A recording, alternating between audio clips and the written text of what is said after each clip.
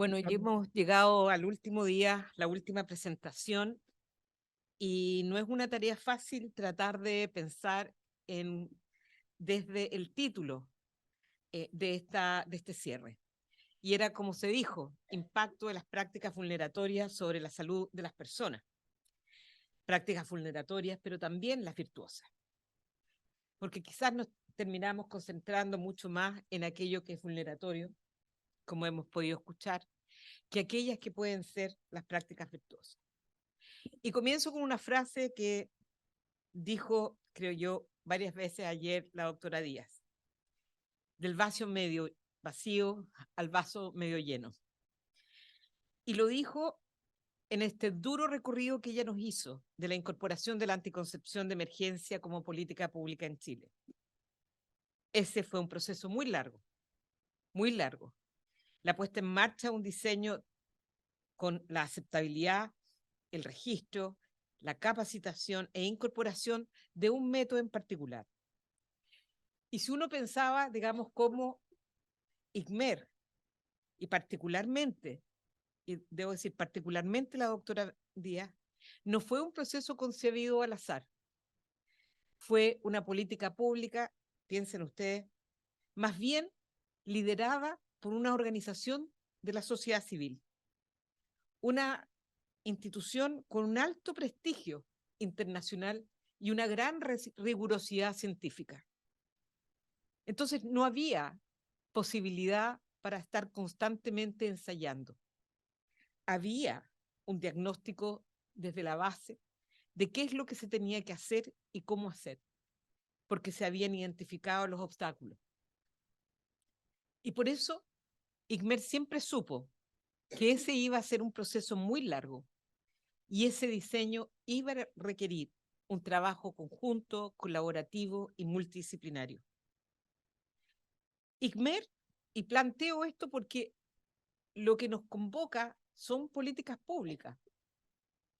ICMER plantó semillas hasta encontrar los apoyos, las voluntades políticas, pero también reconociendo los vaivenes propios de la política, no solo de las autoridades de turno, incluso también, y creo que es importante decirlo, el propio escepticismo de algunos sectores del feminismo. Algunas de ellas, sostuvieron que referirse a un método como no abortivo no era estratégico, porque vedaría la posibilidad de referirnos al aborto.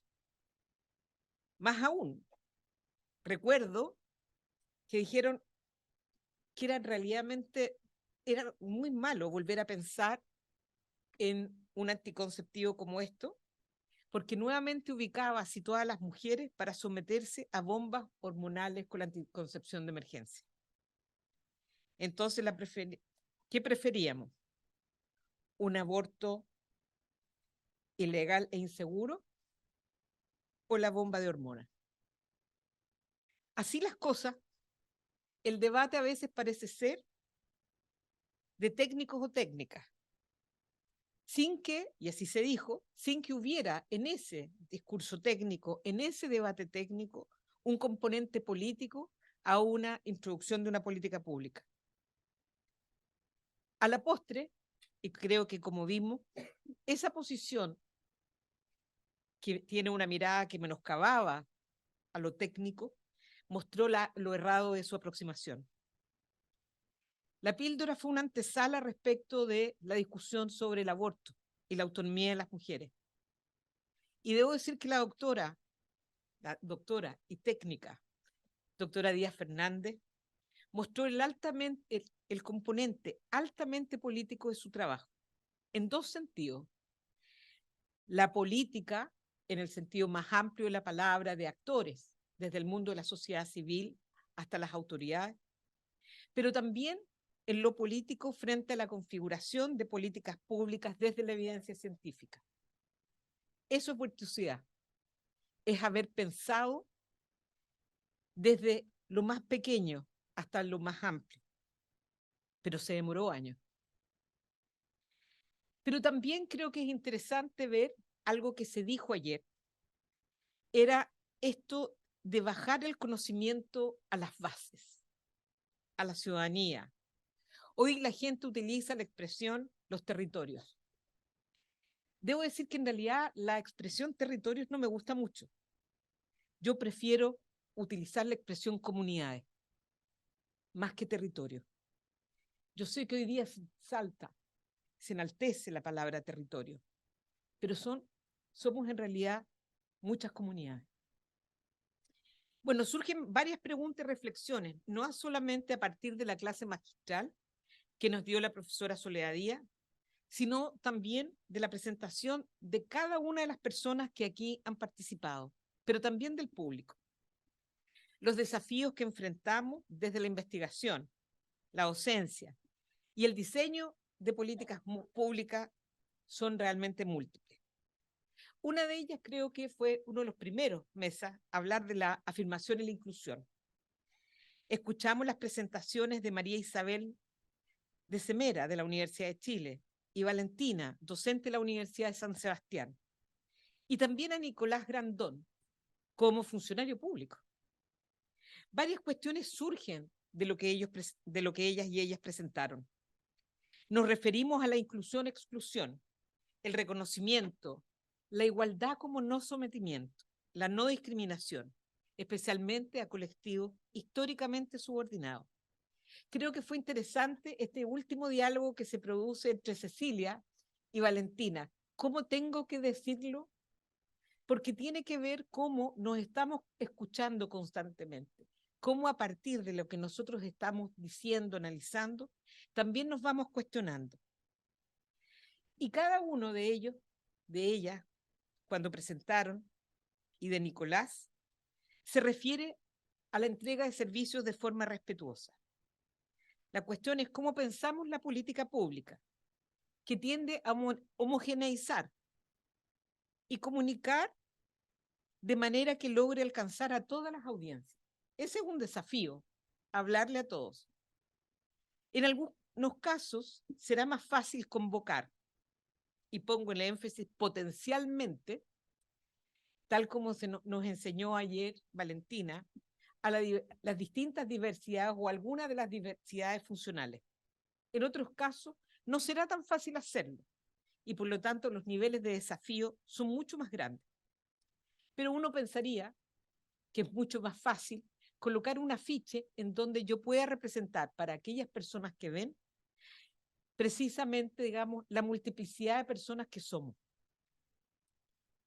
Las preguntas que tenemos que hacernos es si acaso la homogeneización excluimos, pero a su vez, si vamos a construir nuevos lenguajes, esa posibilidad, para poder incluir, la inclusión puede ser además homogeneizante de tal manera de también crear invisibilización o eclipsar. Y déjeme decirlo de esta manera, que no es tan fácil, pero creo que vale la pena, digamos, una elaboración frente a esto, que no es que uno lo tenga resuelto, pero uno tiene que pensar estas cosas y las implicancias que tiene. Ha surgido fuertemente, y Nicolás lo puso muy nítidamente, la discusión sobre personas gestantes. La utilización de personas gestantes a secas, puede conducir a otro problema, un problema medular, como habría dicho la profesora Ram. Invisibilizar que algunos de los problemas que un grupo importante de la población tiene, más del 51%, es de discriminación y sometimiento por el solo de ser mujeres y la capacidad de reproducción. Entonces, incorporar todo esto a partir de la idea de una persona gestante, y solo eso, esta es una conversación que hubo también con una colega que vivía en Estados Unidos y que nos instaba a que nosotros teníamos que hablar solo en un lenguaje que hablara de personas gestantes. En el marco nuestro, y particularmente creo Alejandra con Antonia Vix, decía, no, es que entonces también eclipsamos. Entonces, ese equilibrio no necesariamente es tan fácil, pero tenemos que dar cuenta de esas dificultades, de ese tipo de ese tipo de tensiones que nos pueden traer. Creo que tenemos que considerar en un sentido amplio las personas gestantes, en tanto la voz mujeres en la ley 21.030. Y lo digo porque yo creo que a veces quedamos entrampados en un texto o por una interpretación o por una cuestión más burocrática. Es porque no puedo pinchar el sistema o porque de alguna manera no me lo permito o no lo puedo abrir. En el ámbito de la interpretación del derecho, una cosa es lo que digo una disposición, y eso normalmente toma mucho tiempo hasta el momento en que finalmente es adoptado por una disposición positiva en el ordenamiento jurídico. No así necesariamente la interpretación que se hace, no solamente de una norma en particular, sino que el conjunto de normas. Y por eso muchas veces las interpretaciones juegan un rol especialmente relevante, no solamente para los operadoras del derecho, sino que también otros agentes del Estado que cumplen labores fundamentales, como el funcionariado público, en el más amplio sentido de la palabra. Ahí no solamente van a estar los jueces, los fiscales, abogados, abogadas, sino que también cada uno de los funcionarios de salud. El tema allí es cómo yo utilizo a veces el lenguaje o cómo pienso que yo voy a ser más o menos inclusiva. Y quiero decirlo para plantear con otras discusiones que nosotros a veces hemos dado. Un ejemplo solamente. Hace yo diría casi 20 años atrás, se intentó duramente por un sector del feminismo latinoamericano que había que impulsar con un instrumento internacional nuevo, un tratado internacional que se refiriera específicamente a los derechos sexuales y reproductivos. Las preguntas eran varias. ¿Qué implicancias tendría desde el punto de vista de la exigibilidad de ciertos derechos cuando no hay forma concreta, en su momento estoy hablando hace 20 años atrás, de poder adoptar un documento como ese a nivel de América Latina, el Caribe y todas las Américas? ¿Qué pasaría si nosotros dijéramos que necesitamos un tratado específico? Si acabamos de escuchar por Paula, y eso es lo que se ha sentado históricamente, que los derechos, uno podría decir que son derechos sexuales innominados en un sentido amplio, quiere decir que van a derivarse de una serie de otros derechos que ya están reconocidos. Y podríamos terminar en realidad debilitando el concepto mismo porque no lo logramos anclar a partir de lo que ya reconocemos y lo que ya tenemos. Pero eso es porque el lenguaje nos puede jugar a veces esta idea de que tenemos que abarcarlo todo, especificarlo todo, también nos ha conducido a muchos otros problemas. Y por eso quizás por el momento en que en el derecho estamos viviendo los procesos constitucionales, uno ha tenido que pensar cuánto ubica en la norma, hacia dónde va, qué sentido le quiero dar. Y cuando yo quiero especificar cada uno de los puntos de mis grandes demandas en un texto, puedo terminar a la postre en una situación completamente contraria. Y ahí está, digamos, el problema de la inclusión, exclusión y la especificación constante en el lenguaje y en el derecho. Y esta es una reflexión que algunas de nosotras hicimos en Santiago, un grupo de feministas y algunas de nosotras académicas, sobre el sentido de la comunicación, de lo que nosotros tratábamos de comunicar en el antiguo proceso constitucional. ¿Hacia dónde queríamos llegar? ¿Cómo queríamos impactar? Y especialmente cuando la utilización de nuestras propias hablas son comunidades más cerradas, son comunidades más pequeñas, comprometidas políticamente. Y buscamos ese lenguaje de nicho, proyectarlo a una audiencia general. Podría argumentarse por muchas personas que el lenguaje efectivamente puede crear una realidad, que el lenguaje posibilita poder nombrar ciertas situaciones para las cuales no teníamos nombre. O sea, así lo habría dicho McKinnon con el acoso sexual, Backhouse, una canadiense, que decía que el acoso sexual podía entenderse como una pequeña violación y que al final el acoso sexual y el nombrar el acoso sexual significaba a la postre configurar una cierta categoría jurídica y la denominación de un fenómeno. Ahora, el problema es cuando siempre empezamos a utilizar, que esto no es del caso, pero quiero, digamos, hacer, digamos, esa conversación, de un lenguaje comprometido para comunicar nuestras propias ideas a comunidades mucho más amplias, sin que necesariamente esas comunidades compartan nuestras mismas aproximaciones políticas. Y eso puede significar que nuestros propios mensajes se pierden. Y por lo tanto, ese es un desafío de estas comunidades. ¿Cómo hablar en un lenguaje que permita, digamos, comunicar a todos? Y ahí pueden haber miradas y estrategias muy distintas. Y una de estas colegas, de las que yo les señalaba en el grupo de Santiago, muy comprometida con el proceso constitucional, fue a hacer capacitaciones en poblaciones en la zona norte de Santiago, con las cartillas desarrolladas sobre derechos sexuales y reproductivos. Ella al final dijo, tuvo que explicar las cartillas, tuvo que explicarlas porque estaban diseñadas en un lenguaje que las mujeres de la población no entendían. Hablaba de las cuerpas, por ejemplo.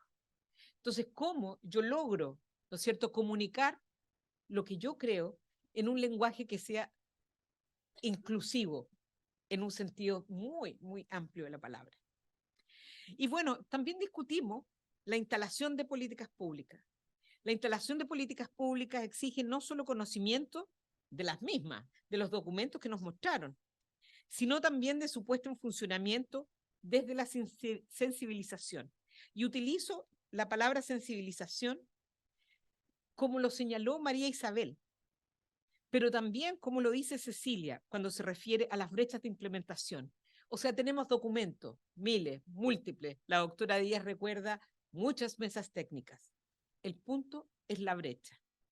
Y un cambio, y entrando en materia de la ley 21.030 sobre despenalización del aborto en 3 causales, nosotros hicimos, aunque no lo creamos, un cambio bastante radical. Nosotros pasamos de la penalización total a una despenalización parcial del aborto. Ese cambio fue un cambio en realidad para muchas personas puede ser muy nimio, muy deficitario casi en muchos sentidos. Sin embargo, exigió y exige de las políticas públicas un nivel de esfuerzo mucho mayor. ¿Y por qué lo digo? Porque no solamente era un tema de capacitación, y en el caso del aborto, era incluso la necesidad de instalar capacitación en técnicas actualizadas sobre el uso de la MEU. Porque en Chile, la aspiración, el aborto por aspiración, pues en Chile todavía se practicaba, y todavía creo que se hace en algunos lugares, el curetaje. Entonces, no solamente era la capacitación técnica a ustedes como futuros profesionales, sino también la posibilidad de sensibilizar, volviendo a lo que dice Cecilia y lo que dijo María Isabel ayer.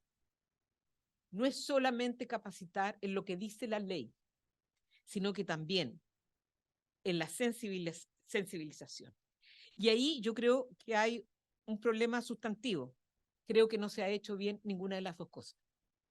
Ni la capacitación que aparece en cada uno de los temas que hemos abordado, desde la cuestión sobre discapacidad, sobre personas con identidad de género diversas, y ni hablar respecto de aborto en 3 causales. Por lo tanto, nuestra necesidad y nuestro desafío es mirar el cambio, como diría Valentina. Es algo más simplemente que hablar de qué documento yo voy a entregar, cuál es la normativa, la reglamentación, sino que también tiene que haber una cuestión de base. Yo creo que los resultados que presenta Adela sobre del proyecto de Fondesit sobre barreras de acceso en aborto dan cuenta precisamente de un problema que no es de hoy y no es solamente con esta ley. Y una de ellas es el problema de la credibilidad del relato de las mujeres ante la tercera causal de violación. Digo, no es un problema nuevo, porque la credibilidad y el estigma asociados a la agresión sexual están extremadamente presentes en la administración de justicia, pero también en donde se entregan los servicios. Y lo que hemos visto, los problemas de pesquisa de violencia sexual está cruzada por la existencia de estereotipos y normalización de la misma violencia.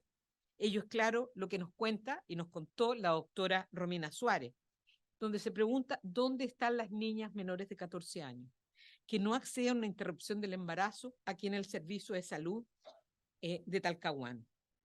Cuando en ese caso, en las menores de 14 años, ni siquiera tenemos que estar discutiendo la credibilidad del relato, porque simplemente el aborto se produce de facto por la norma.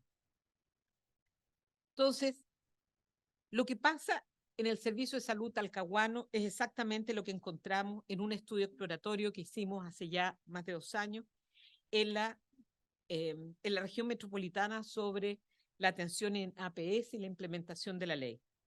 Cero capacitación, poca sensibilización y una nula o restrictiva interpretaciones sobre la ley. Eso lo que hace y da cuenta precisamente es mostrar los problemas que tiene que ver con que hay apuestas y como que todo va a fluir de una manera muy fácil, cuestión que en realidad, tal como lo pensaron en el ICMER, eso no iba a ser nunca, iba a ser fácil. Entonces la cuestión es de la instalación de política pública exige también la desmantelación de las miradas prejuiciadas. Eso es lo que nos dijo la profesora Beatriz Sánchez. Y eso es lo que también nos alerta Alejandra Rama en su presentación. Dice, independiente del contexto, habrán personas que buscarán el castigo y otras, como diría la doctora Marcela Caro, por el miedo. Y Carolina Alvear nos dirá, se suman a un contexto de estigma, todo lo cual exige un trabajo que va más allá del conocimiento de la ley. El cambio que nosotros hemos venido discutiendo aquí, si ustedes se fijan, es un cambio que viene desde abajo. La anticoncepción y la incorporación vino desde abajo, no de una autoridad pública. También la despenalización del aborto por 3 causales, que si bien, y fue muy importante que lo impulsara el gobierno de la presidenta Bachelet, pero también venía desde abajo. Y por lo tanto, una vez que llega ese cambio a lo normativo, tenemos que habitar, como diría Bourdieu, otros campos de los cuerpos intermedios, que les gusta, digamos, a algunos en el derecho, hablar de los cuerpos intermedios, donde sí o sí tenemos que hacer un trabajo conceptado para poder subirlos a un carro, al cual no necesariamente están convencidos.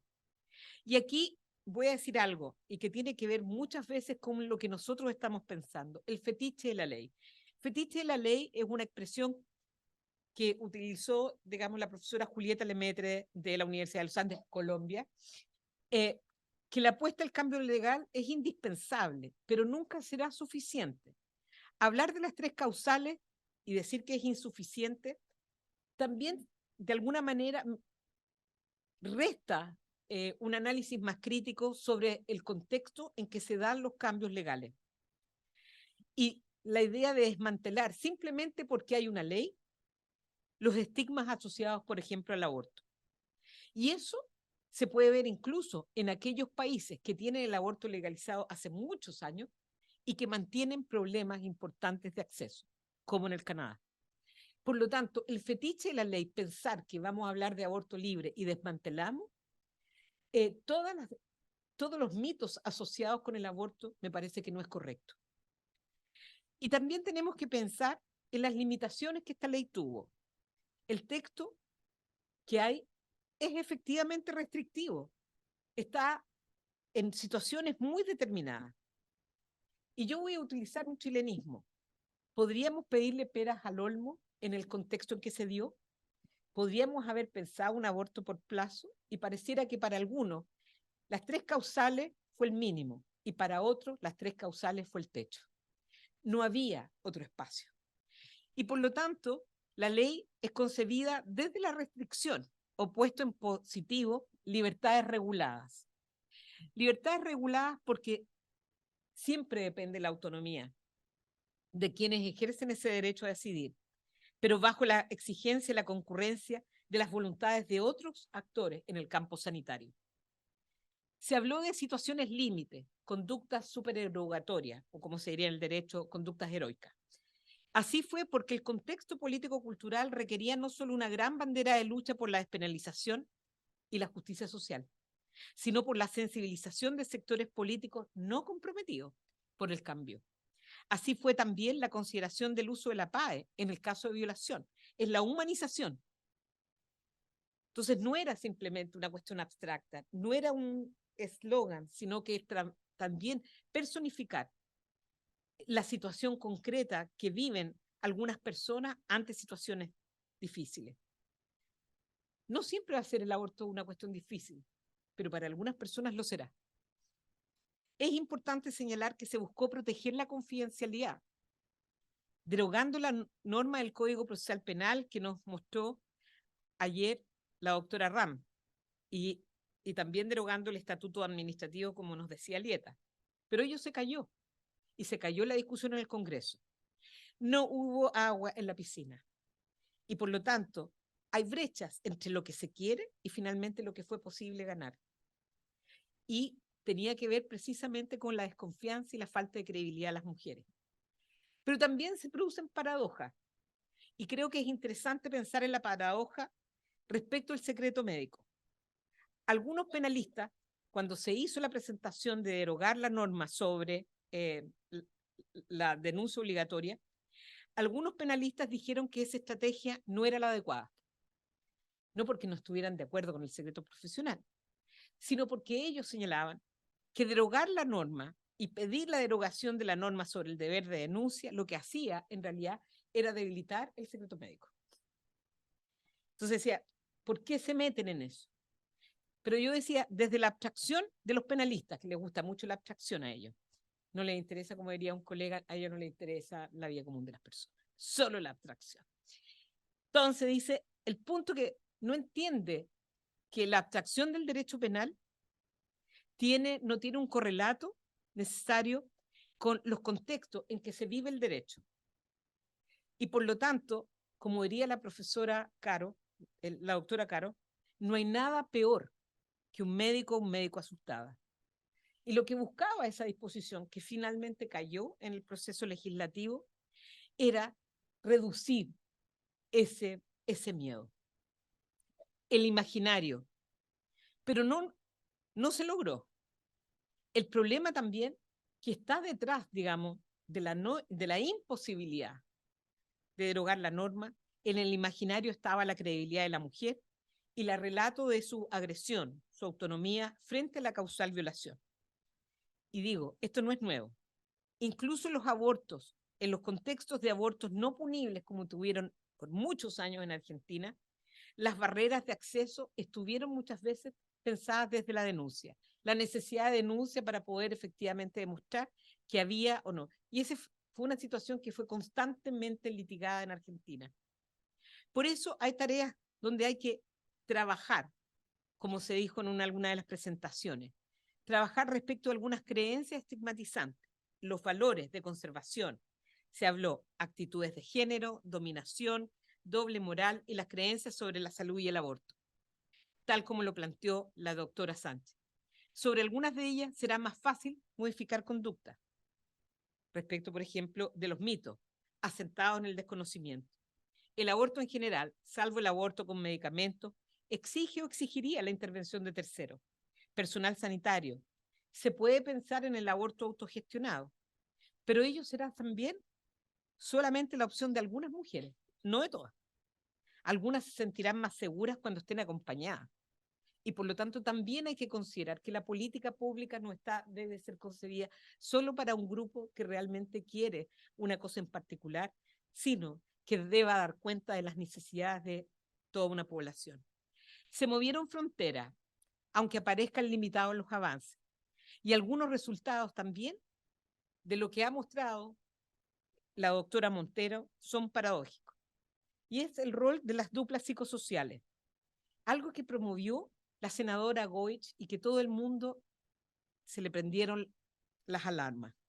Hubo temor del rol que fueran a tener el rol de las duplas psicosociales frente a la posible disuasión a las personas que solicitaran o estuvieran en alguna de las causales. Y el temor al final, mío, por ejemplo, fue infundado, porque mostró afortunadamente que el rol de las duplas ha sido absolutamente esencial para la buena implementación de la ley, porque ellas han trabajado desde un rol de compromiso respecto a mujeres. Ayer surgió una última pregunta y voy tratando de alcanzar el tiempo. ¿Cómo puedo medir el respeto o irrespeto de los derechos humanos? Dijeron que con la evidencia científica, como se lo dijeron a la doctora Díaz Fernández, era posible tener la constatación de algo. ¿Podemos medir o no el incumplimiento? Yo señalé con los datos, la evidencia científica facilita encontrar argumentos para defender, disuadir a otras personas. Pero ¿cómo medimos el cumplimiento o satisfacción de derechos? La doctora Montero, cuando hace el análisis, hicimos el análisis respecto de las barreras que encontrábamos, se utilizó el análisis de resultado a partir del modelo de Tanatashi, o Tana algo, a esta altura. Doctora, ¿cuánto? Tanahashi. Le puse, ahí está. Sostengo que es posible hacer la relación entre derechos y su satisfacción y evaluación y ejercicio de los mismos conforme a los datos, a la evidencia. Cuestión que es propio del derecho internacional de los derechos humanos y que de alguna manera algo presentó, pero sin esa conexión tan fuerte con la propuesta de la doctora Paula Araya. Hay marcos evaluativos y lo hace precisamente la Corte Interamericana sobre la forma en que hay que mirar el ejercicio de derechos considerando todas las las diversas formas de dominación a las cuales las personas podamos estar situadas, clase, género, identidad sexogenérica, además de otros marcadores sociales. Cada uno de nosotros estamos situados de una manera distinta frente al acceso a servicios, bienes y el ejercicio mismo de los derechos. Y por eso mismo, el Comité General, el Comité de la Convención sobre los Derechos Económicos, Sociales y Culturales, en su comentario número 14 del año 2000, lo que hace precisamente es establecer ese marco que se parece mucho al modelo que nos presentó la doctora Montero, que señala 4 elementos que son fundamentales: disponibilidad, accesibilidad, aceptabilidad y calidad. Y en la disponibilidad va a hablar de la disponibilidad de profesionales. ¿Cuántos hay? La doctora Montero nos dijo, ¿cuántas horas de psiquiatra hay en verdad? ¿Cuántos profesionales y horas tienen en verdad las duplas psicosociales? ¿Cuántos servicios? ¿Las instalaciones son suficientes a lo largo del territorio? La accesibilidad, sin discriminación. Accesibilidad física, lo que nos dijo ayer Valentina. La accesibilidad económica, si yo tengo que pagar alguno de los propios exámenes que me exigen porque el servicio no me los da. Y el acceso a la información. Cada uno de estos puntos nosotros los hemos tratado y por lo tanto hay formas de medir sobre cumplimiento e incumplimiento. Y también la aceptabilidad, donde el comité de la Convención sobre Derechos Económicos, Sociales y Culturales nos exige de que esos servicios tienen que ser con pertinencia cultural, respetuosa de las creencias de las personas. Fíjense, para poder tomar una decisión en un sentido u otro, diseñadas para respetar la confidencialidad y los aspectos éticos. Y la calidad, que los servicios sean técnicamente, médicamente y científicamente adecuados y aprobados. La pregunta es, cada una de las intervenciones que se hace en los servicios, nada más que para la IBE, están conformes a las últimas técnicas y actualizadas de la OMS? Es una pregunta. Entonces, hay vasos medio llenos y también hay vasos medio vacíos. El trabajo que se está haciendo, y voy terminando, en las universidades, en la investigación, las preguntas sobre los cambios curriculares y los desafíos, estarán en incorporar esto en las mallas curriculares. Esa fue la pregunta ayer de la doctora Caune. Vemos que algunas instituciones han podido avanzar mucho más rápido, como lo muestra precisamente Mercedes en lo que ha hecho la Universidad de Concepción, o como ciertas materias han ido siendo incorporadas en las carreras con el trabajo que nos mostraron de Atacama. Sin embargo, también se dijo, y fue una pregunta de ayer, el rol que tenían los profesores. Yo quiero recordar dos cosas. La doctora Díaz ayer dijo que los más conservadores fueron los profesores, pero también quiero apuntar a un tema que también me llamó la atención, que en el ámbito de la educación y los estudiantes y los contenidos curriculares era bajo en Atacama. Por lo tanto, ¿qué estamos haciendo allí?